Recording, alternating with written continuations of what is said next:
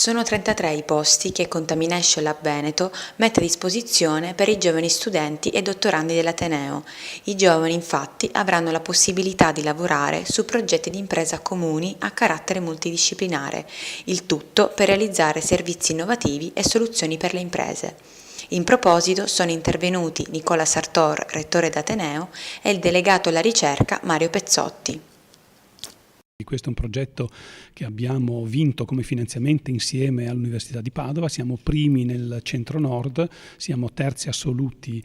in Italia e consiste nell'avviare i giovani e le giovani, sia studenti e sia, direi forse soprattutto neolaureati,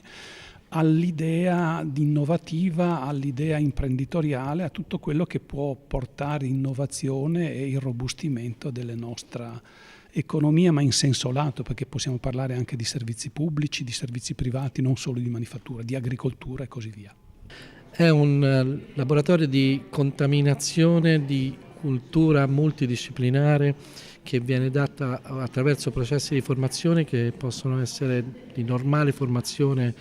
standard oppure di una formazione che è basata sul problem solving, sulle idee, sulla possibilità di creare innovazione attraverso il gioco delle idee che può nascere tra il rapporto tra diverse culture.